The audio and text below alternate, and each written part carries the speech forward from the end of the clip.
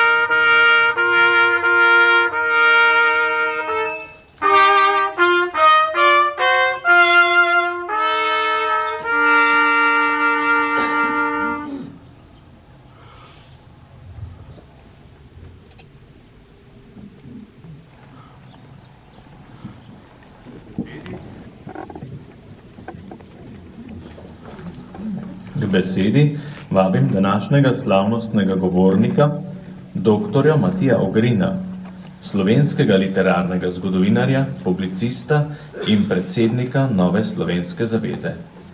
Vabljeni k mikrofonu.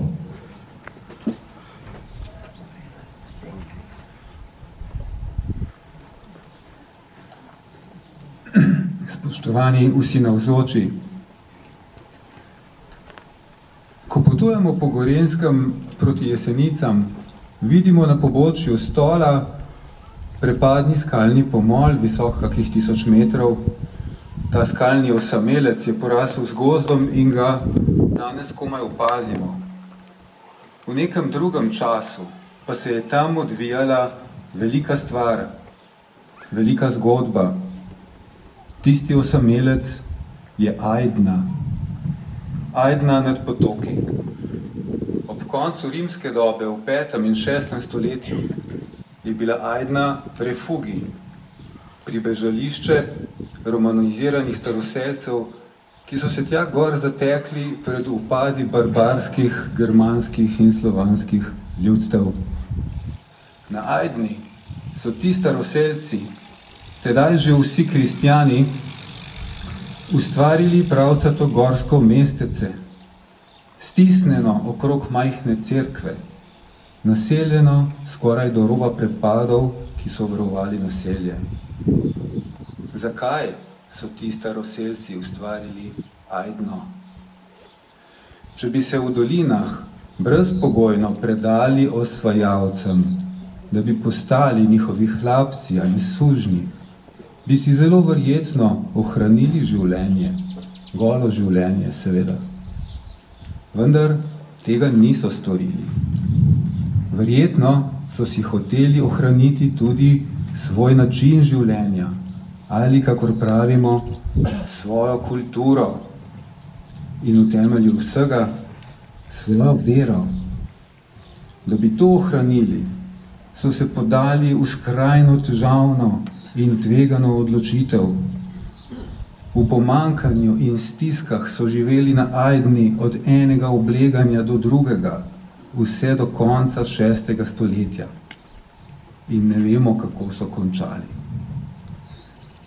Zaradi teh neomajnih staroselcev Ajdna ni samo krajevno ime.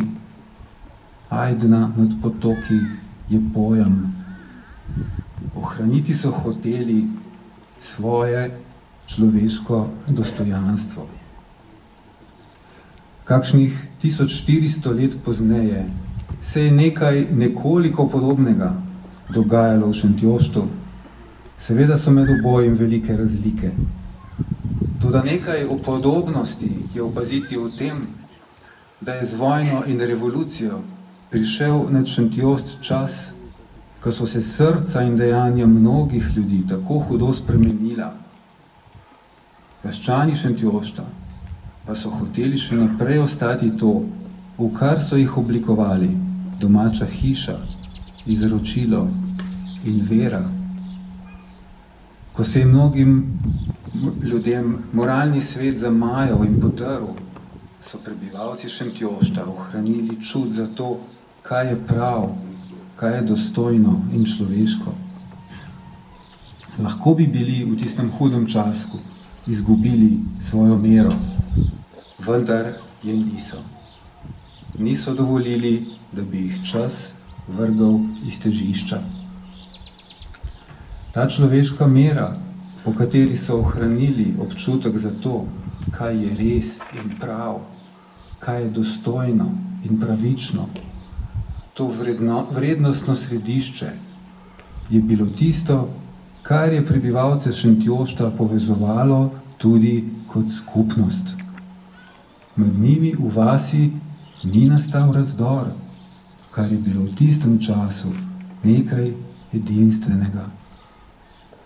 Velikanska večina je ohranila enako mero za to, kaj je dobro in prav. Zato je vas delovala kot ena skupnost. Morda je ta temelj tisto, česar se je ob 80-letnici prve uspešno delujoče vaške straže na Slovenskem tudi posebej treba spominjati. V srcih ljudi je ostal kljub turbulentnemu času enak ali podoben odnos do resnice in pravice. Ko se torej spominjamo šentjoških branilcev in njihove srčnosti, s katero so šli skozi stiske in grozo leta 1942, moramo poleg njihovih osebnih zgodb videti tudi ta temelj. Moč, ki jo človeškemu srcu daje odprtost za resnico. Omenil sem, da ne vemo, kako se je končalo življenje romanskih staroselcev na Ajdni. Po zoglenelih ostankih in po najdbi okostja, v katerem je tičala ost sulice, so arheologi lahko sklepali ali dopuščali možnost, da je bila Ajdna uničena v boju. Če je bilo tako, potem njeni prebivalci niso mogli Ajdne mirno zapustiti in oditi v dolino, da bi tam miroljubno živeli. Pač pa so se morali bojevati do bridkega konca. Tega ne vemo zagotovo.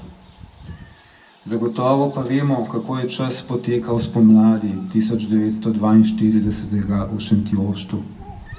Od vseh strani so prihajale vesti o nasilju revolucije, o umorih, o izginotih naših ljudi. Zato se je dne 17. julija 1942 zbralo vaših 35 mož in fantov in se nastanilo v šoli v župnišču kot prva slovenska delujoča vaška straža. Že čez nekaj dni so morali prestati napad partizanov. Obranili so se, obstali.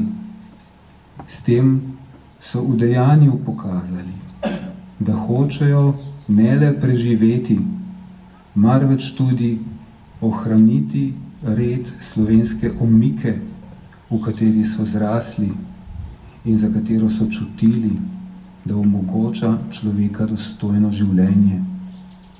Ta omika je bila zdaj napadena, treba jo je bilo braniti.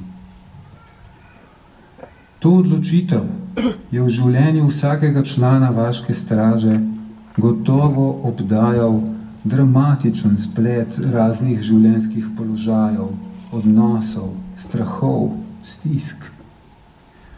Toda v jedru, v samem bistvu, je bila odločitev naposled jasna, čista. Braniti sebe in svoje, ter ob tem obraniti svoj dotedanji življenjski svet. Odločitev, ki je videti preprosta, tedaj pa je potekala v stiski in strahu. Predvsem pa so bile posledice te preproste odločitve usodne, daljnosežne. Nihče ni mogel predvideti, da se bodo revolucionarji maščevali za ustanovitev vaške straže, še prav posebej tistim najbolj ubogim, v težkih razmerah, ki so jih pomorili celo vrsto in jim požgali domove. Ubogi Bradeškovi otroci in Jesenovčeve sirote, ki so morali s svojimi nedolžnimi očmi videti najstrasnejšo stvar na svetu, umor svojih staršev. Ti bi morali v slovenski zavesti ostati kot ikona resnice o dejanjih revolucije. Nihče ni mogel vedeti, da bodo ti vaški stražarji le slaba 3 leta pozneje, kot 43 očeta domobrancev, pretrpeli mučenje v Teharjah in posledno pot na hrastniški hrib.